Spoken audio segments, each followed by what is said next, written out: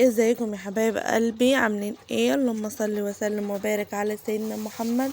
النهارده بقى نتكلم عن موضوع مهم جدا، وهو ازاي ترقدي الوز. اول حاجه هتلاحظيها ان الوزه بدأت تعمل ريش زي اللي في البرنيكه الاولى دي، مش دي التانية. وكل ما تطلعي هتلاقيها راقده اهو في الريش ده، زي الريش ده كده. اول حاجة حطيت جير تحت البرانيك، لان لما يجيش حشرات وحاجات مش كويسة. وحطيت قشر رز، وحطيت تم، ورصيت البيض. دي كانت بيضة 7، وواحدة كانت بيضة 8، بس لقيت البيضة دي مكسورة.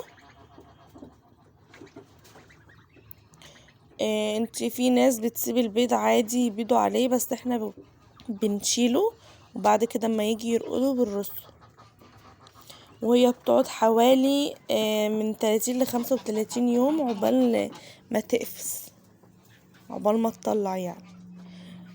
وهنا كنت دخلتهم، ولازم يكون المكان يعني مكان مش كل شوية حد يخش عليهم دوشة وحاجات من دي، لان كده هيقوموا. مكان يعني بعيد عن الدوشة وكده. ده كان سقف، وفوقهم كمان سقف، يعني عشة فوق يعني عشة في عش، يعني دي عشة وفوقيها سقف، عشان لو الدنيا نطرت ما تغرقهمش وكده. هنا كنت قفلت عليهم وببص. واحدة اللي هناك دي مش راضية ترقد. هو الوز عندك لو لسه ما بطش ولا كده ما تقلقيش. البطن دي البطن الاولى عندنا. في البطن التانية والاخيرة مش هتبيض دلوقتي.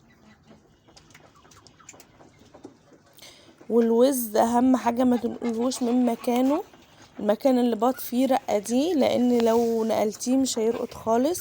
بص احنا كنا قافلين من بره ازاي، لازم تبقى قافلة كده، يعني مش شايفين حاجة من بره. ده الدكر بتاعهم. يا دوب كنت ببص عليهم من الفتحة دي.